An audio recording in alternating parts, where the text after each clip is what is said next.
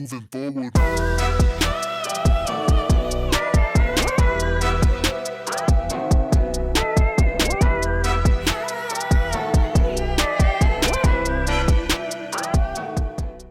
Right now, a future president could be running as a local candidate on your ballot. This person is vying to represent you, your family, and your community. Do you know what they are and what they stand for? Vote411.org is your tool for accurate and unbiased, up-to-the-minute election information on the candidates running in local races. Just enter your address to get started. Your vote is your power, the power to decide who represents you in 2022 and beyond. Get online, get the facts, and make your voice heard on Election Day.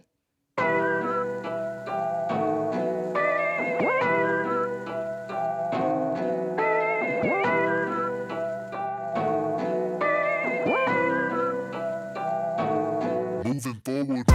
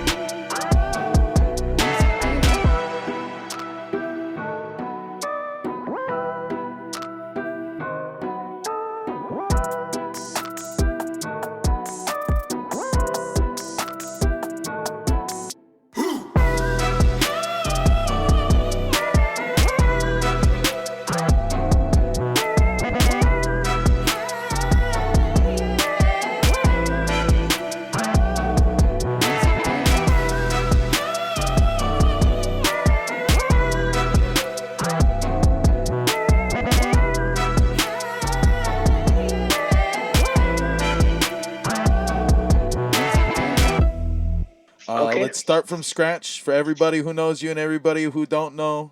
Who are you and what office are you running for?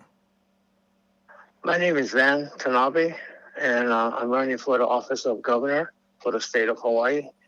It's not my first dance, but, I keep trying because I believe that I have solutions that will greatly benefit the people as well as the state of Hawaii.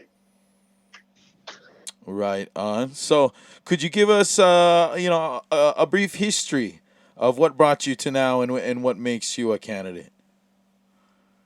Well, I started off this journey, believe it or not, in 2002, and I actually ran against Linda Lingle.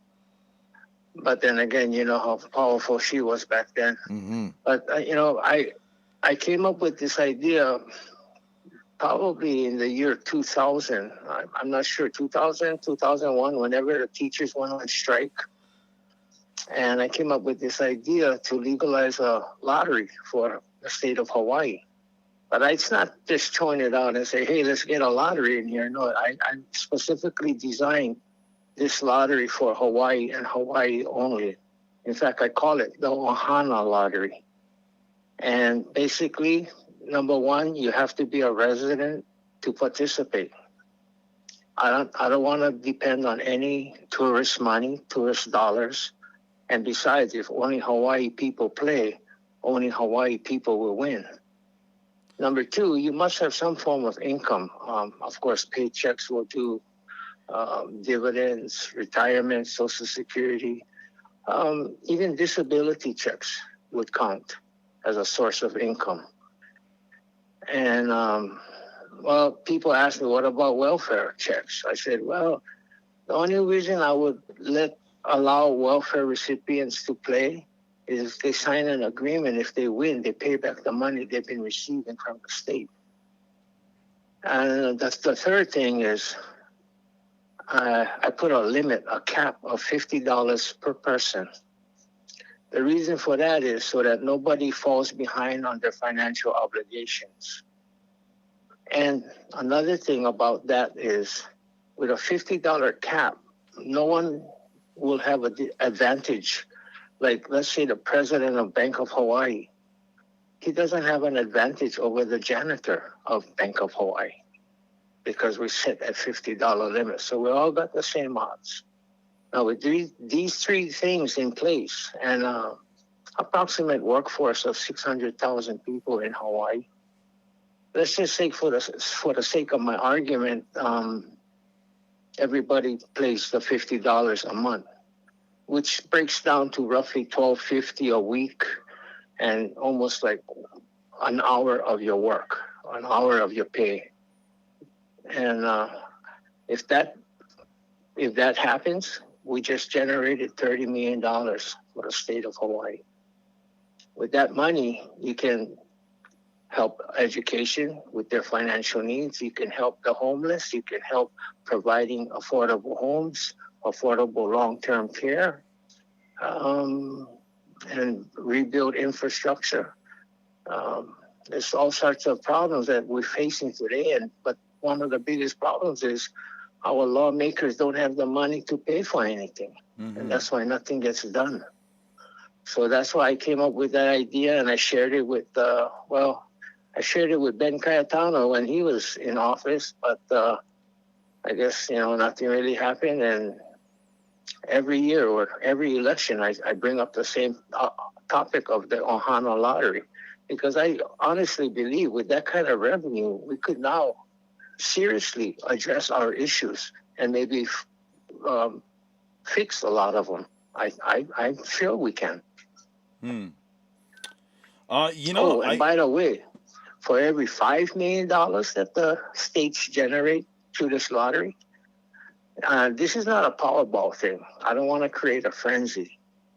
But for every $5 million, I would put $1 million winner payable $100,000 for 10 years. And since I did it that way, I got $4,900,000 left. So I pull a $50,000 winner, $225,000, and $10,000. In all, 10 families will benefit directly from this program. But that was only for $5 million. Earlier, I said I could make $30 million.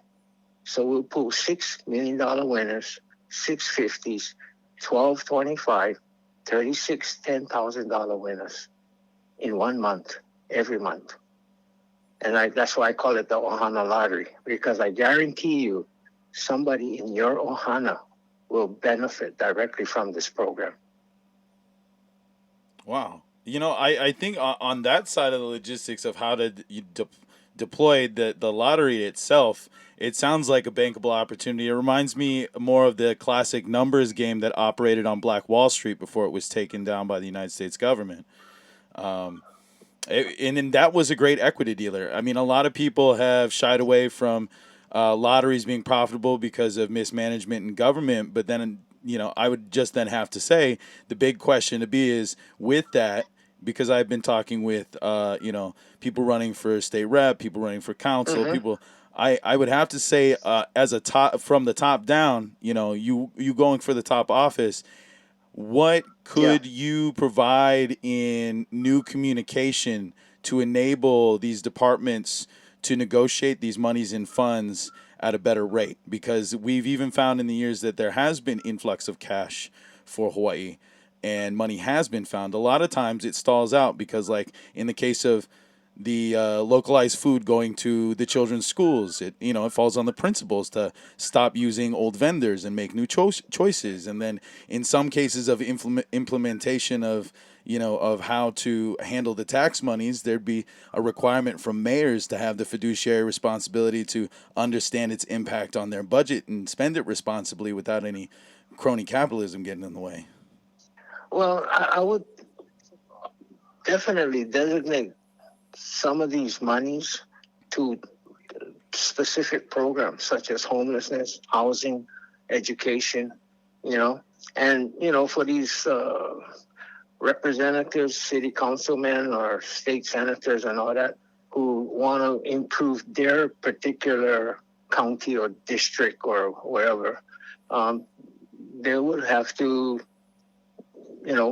try and get some of that money as best as they can. But again, I bet you right now nobody will stand next to me with it. But if this thing ever passed, they'll all be fighting for the money. As it tends to be in these parts. Yeah.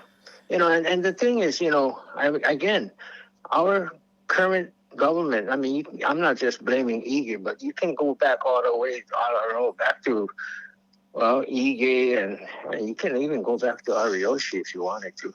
But they're I've spending money they don't even have. They're building one rail that they cannot complete. And before they even complete the rail, they're talking about building a stadium that's going to run about $1 billion+.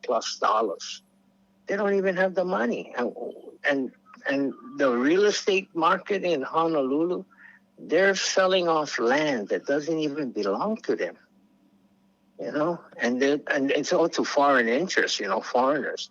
It's not local developments. It's all, and again, that's why the cost of living is ridiculous in Hawaii. It's not getting better. I mean, I was hoping to, maybe curb some of that high cost of living, so our children or children's children don't have to leave the islands. right. I mean, if you want to explore America or the world, great. But if you have to leave, that's a different story. Oh, I know that story very well, sir. That was my grandparents' Yeah. story. So, Yeah. you know, Yeah. so you hit a lot of really good points with that, and I'd like to be able to give you time to talk about more of your platform beyond the lottery. Are Oh there yeah, I got a solution for everything. right on? I So, don't top want to two sound solutions after arrogant, the but lottery, I bro. don't know. I started thinking about a lot of stuff, and I figured, wow, hey, if it works out, it works. And I sample it on people, sometimes strangers, and they look at me like, wow, that's not a bad idea. I mean, how come nobody thought of that? And I'm thinking, well, I mean, how come the people in power are not thinking about this? They should be thinking about the people, not the foreign people, but the local people. That's who they're supposed to be thinking about. Yeah, I think we've catered a little bit too much to special interest. I mean, but that's been the case since the beginning. It really I feel that there's a lot of Yeah, parts in the machine true, that have been on true. autopilot since statehood because not many people understand like how colonialism works in westward expansion America. And so like not a lot of people realize that like when a state was formed, you just take any bugger who had a suit and a tie and knew how to speak fine fancy words and they go, "Oh, Yep, aren't you so and so's lad? Well, we've got a state for you to run. Here's Wisconsin." And and yeah, that's how, they put Americans in place and in charge of Hawaii in the beginning. And so you have yeah, kids that are just babies having babies in charge of a whole land of people they don't understand, implementing law from a foreign power source that is nearly months news away, in a day and age. yeah, Um, and so I think that in a lot of that, we've kind of been stranded in a lot of cases. I mean, when you compare us to the other outlying territories or even other colonial territories, I mean, I feel like most days we're a combination of Scotland, the Falkland Islands, and all the bad troubles yeah. of the Atlantic, because we sit in Well, a I think position. once we accepted the proposition, it's like we cannot grumble. Yeah. You know, I mean, once we came under their shadow or their umbrella, we belong to them. I mean, look what they did to that Aliomanu thing where the fuel is stored under Red Hill. Mm-hmm. I mean, they knew when they built it that those pipes would not last forever. So in other words, they knew eventually there'd be leaks and it would go to the water table and contaminate our drinking water. They knew all that. Right now, they don't even know what they want to do because you can't just put these tanks any place. It has to be, I believe it has to be underground, under some kind of protection, because if you left them out in the open, easy targets for anybody. And then you would cripple the Navy or cripple whatever. I mean, just by bombing the fuel tanks. That's why they hid it under Red Hill. But like I said, it was over 100 years ago, and to today, I mean, they knew back then that sooner or later we'd have some leaks and then some problems. But then back then, they wasn't even thinking of the local population and what the effects would be on us. But again, since that thing happened, I came up with an idea also for that. But again, it's kind of a lot of my things off the wall. But if you really think about it, it might be more feasible or attainable than what they're trying to do right now. I don't know. I don't know. I think some aliens pick me up and put some stuff in my brain where I can figure out stuff nowadays. Yeah. I don't know. I mean, everything to me seems like they're not doing that, and that's why I put my hat in the ring, because I was just getting frustrated. I was, my kids. I have five children, and back 20 years ago, they were all babies. And I'm thinking, gee, what kind of future these kids going to have? I mean, I don't want to see them all leave the islands because they cannot in good work. They cannot, afford to buy a home, and nobody's doing anything about any of this stuff. And they don't even talk about education anymore because I think they gave up on it because they can't improve it. We're going to be the bottom of, the bottom of the scale when it comes to the national standards and all this stuff. But I don't believe, our kids are any more harder to teach than the rest of the country. I mean, it's just a lack of preparation, lack of support, funding, all that. Well, And again, nobody seems to be doing nothing about it. I think that That's there's a why I lot got of frustrated. issue with how the school system's implemented. I mean, pre-statehood, from understood history and records, I mean, we already knew how to teach our own people. And then overnight, we are turned into a standardized colonial system that doesn't Uh-huh. respect our teaching structure, you know and Yeah. that's why we ended up with that ignorant savage era, that they treated us like that, because it wasn't a matter of Mm-hmm. like we lolo and we don't understand. It's that they're handing us a puzzle and expecting us to put it together the way they see it, but we weren't built to see the puzzle that way. Yeah. Yeah.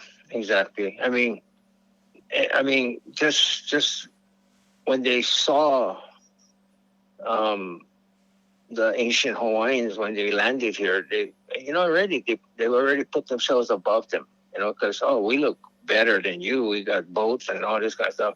They don't realize that ancient Hawaiians been sailing the oceans for decades, generations, millenniums. It's not a secret, but they think again. I don't know. I don't want to get into critical race theory, but Hawaiian people were doing it pretty good before all these other guys came around. Well, speaking of pretty good before everyone else came around, the interesting thing that I was learning is that the ag department is so underfunded because of how Oh yeah. much mainland influence and private interest has interceded Mm-hmm. over the years. I actually have a plan to achieve food sustainability in Hawaii. Really? And the first thing I would do, I would restore all the ancient Hawaiian fish ponds around the state. I mean, we might even make new ones because, we need to feed masses. But that's the beginning. And, people always criticize, where you can get the money from? Well, my Ohana lottery can generate $30 million a month. I'm sure we can make some fish ponds with that. It's not the kind, looking for volunteers to help us, restore it. No, no, no. We're going to pay this. We're going to rebuild, maintain, and actually operate these fisheries, these fish ponds. And that's the start to food. And as far as farming goes, we need to support the local farmers. Nobody's supporting the local farmers. I would offer local farmers low to no interest loans so that they can obtain the necessary equipment, the equipment they need to farm the land. And I also would I would just give local restaurants and markets tax incentive to buy locally, so they would support the local farmers. Because eventually, they all talk about food sustainability, but what did they do in the last 8 years? Nothing. Again, nothing. Yeah, I would You have to know? say a lot of it has actually been taken on by the community. I'd say Upcountry Maui has really just come together in itself. Like, I'd have to say that, like, it really it takes a certain type of business owner, and we've got enough hard-headed Canucks up here that are willing to try to make it work, and they've definitely tried to Mm-hmm. support the systems. But we've seen how their business is buckled because they're just not capable of competing with Safeway or with Costco, and Oh yeah, so. but now if Safeway was giving one tax incentive, oh buy the one from the local farmer. I know the mainland one might seem cheaper, but let's help the local farmers. Mm-hmm. You know, keep the money in the state. I think that'll work. I mean, I always believe, and I still believe, that because of our location and our climate and everything, we produce the best whatever you want to produce. You want to produce coffee? We got the best coffee. Macadamia nuts, the best macadamia nuts. Papayas, bananas. You know, I would think that somebody would be thinking, hey, you know, let's go all out on taro and promote it to the world as a substitute starch because it doesn't turn into a sugar like potatoes or rice.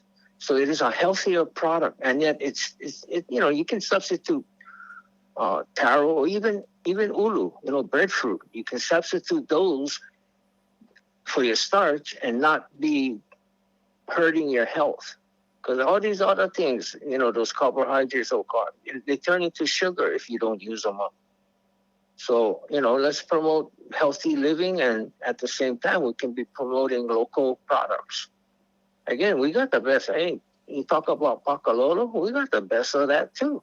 It's just Shoot. that nobody's marketing it. Hey, you know, and I love to talk to a gubernatorial candidate about that. So I would like to ask you right now, could I have you back on to talk about that more at another time? Brother, I can talk your ear off every Oh, day. Like, you're shoots. gonna get I'd sick of love me. it. No, yeah, no, seriously. Because you know what? Not enough No. are actually talking about that. Because, like, I spent most of my life growing up on the mainland. And, you know, coming Uh, back after watching everything changed from when I was a kid, and then seeing how the mainland progressed in certain ways, and then yeah. taking what was useful from the Manao on the mainland that I could bring back as fire for my people was that I Yeah. always got confused at like how behind the curve we were on the You- legalization game and how much yeah. it's proven to do for economies. I mean, Colorado in the first Well, year was already up $40 especially million now, dollars. you know, now that we know that, hey, it's not just a drug that will make you feel good. Yeah. It's actually good for you, you know. And after we lived just last 2 years under this pandemic, you know, everybody in the beginning, because Waikiki shut down, tourism shut down. Wow, Hawaii, we need to diversify our economy. Oh, but now, the pandemic kind of fading. Oh, nobody talking about nothing anymore. You know, they had 2 years to start doing something. And the easiest one would have been to legalize recreational marijuana. And not only that, but, you know, I believe Hawaii should be the number one developer and researcher of CBDs, you know, and produce that. I mean, again, we get the best soil that's going to turn out the best product. And, you know, I mean, you want to diversify our economy. That's one way. That's just one way. There's other ways too, but that would be the easiest one. And when I say legalize, I'm not saying, oh, let's let Monsanto come here and just kill everything. No, I want the local farmers to grow this. Again, if we let Monsanto do it, we're only going to get the crumbs. Yep. Well, You and know, look but what happened in if we do California. it locally, and even if the state, if the state gets involved, it'll even be better. The state, you know, you imagine all these farmers, we state workers, yeah, Yeah. they really get benefits and all that state workers enjoy. Mm-hmm. And on top of that, because this is all one state-run operation, instead of the 4% sales tax, we get the 100% profit. Right on. That's what I believe, you know, and the reason why we're so far behind the curve, because we have leaders. Our leaders are actually followers. They're watching what's happening in the mainland. You know, oh, so many states legalizing. Oh, legalize. I guarantee you, once it reaches about 35 to 40 states legalizing marijuana, then it's going to get on the ballot. It's going to do all this. I actually questioned Ige once about it. You know, I told him, oh, why not legalize marijuana and you know, use that as a industry to make money for Hawaii? He told me, no, you cannot do that because once you open up the marijuana, then you have to open it up to all drugs. I said, well, wait a minute. You telling me if we open it up to medical marijuana, we're gonna legalize heroin, crack, all this other shit? No, you're the lawmaker. You decide what is law and what is illegal. You know? Same thing with the lottery. I told him about the lottery. Same thing. He tells me, oh, if we open up the lottery, we're gonna have to open up all forms of gambling. I said, why? It's the same thing. If you open up one, why do you have to open up all? You don't have to. You, the lawmaker. They forget that they actually have some control. You know, I mean, if you do it democratically, I would say, yeah, let the people decide. But I don't think majority would go for casino gambling. And I for one, will not. I'm not lobbying for that because I seen too many people get hurt. They go mainland, they go Vegas, and lose so much money. They come home. First thing they got to do is move because they don't have a house anymore. You know, and I don't want to see that happening to anybody. I mean, I know that it's not going to be hundreds of thousands of people, but hey, you know, just a couple of families. That's all it takes. You know, I don't. And well, I just think with the lottery that I described, that'll generate enough revenue to address a lot of the issues that are happening in our state right now. And you think about this, I said $50. $50.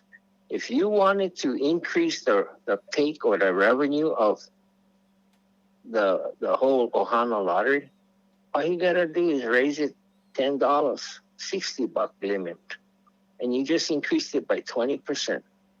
You know? But I don't think we have to do that. I mean, I really feel, you know, in the beginning, I'm sure not going to get 100% participation. But after a few months of watching your neighbors and family and co-workers, wow, you're going to want to contribute too. And the whole thing is, every month you'll be calling out local families, you know, from Hilo to Hanalei and everywhere in between. People will be getting this money on a monthly, you know, receiving the whatever, the 10, 25, 50, or 100,000 or a million or 100,000. But then I guarantee you the next month, wow, more people going to play. This might even incentivize people to get off welfare so they can participate also. I don't know. I just think that, you know, that's one way. And I honestly believe that it is one of the biggest problems facing Hawaii, and lawmakers don't know how to generate revenue besides raising taxes. And that's unpopular.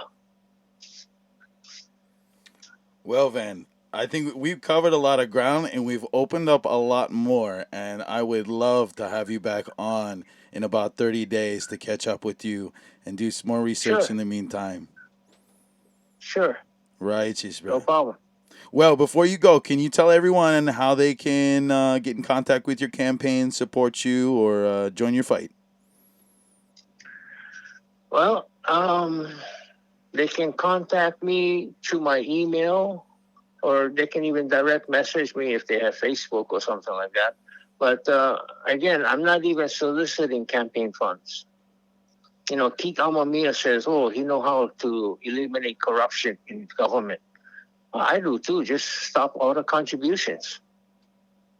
You know, that's one way you can stop the corruption because, and you know, they're going to say, yeah, but you know, these people, they're only donating $5, $50. Yeah, but how you know the more corporation behind them giving them the money and telling them, folks, put it in this guy's name and all that. I mean, simple.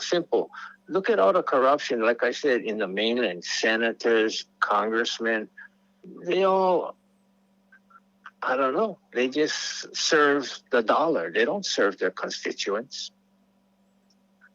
Sad. But anyway, to contact me, got my phone number. You can put it out. I mean, if I don't answer, leave a message, because I cannot answer every phone call if it comes in like that. And, Absolutely. quite honestly, I don't really answer if I don't recognize the number anyway. But if they leave a message, guarantee I'll call them back and we can talk story.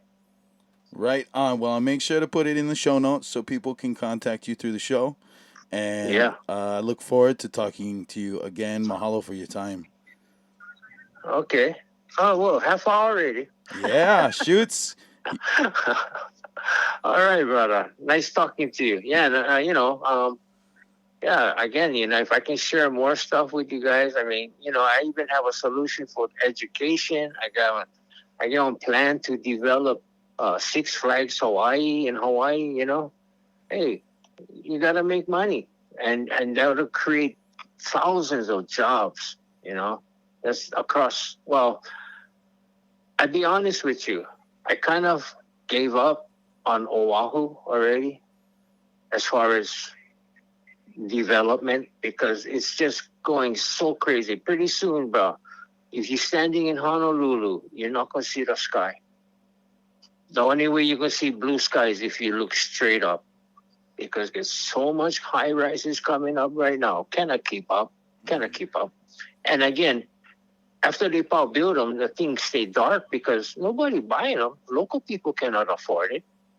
Maybe you see a half a dozen to a dozen lights in the 40-story tower because, rich foreign Chinese, Korean, or whatever.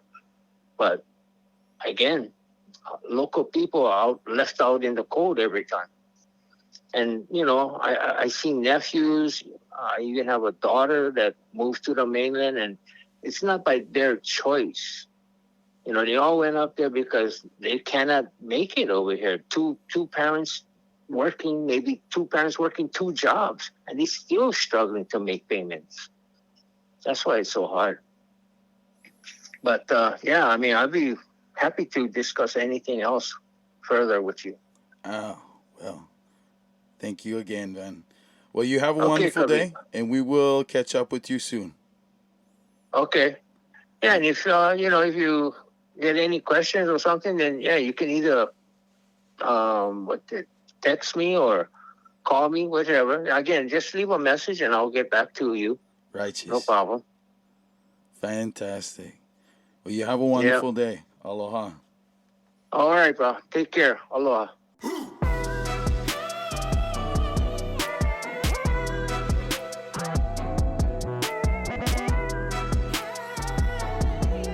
Rabbit Holes is a Manavakau production.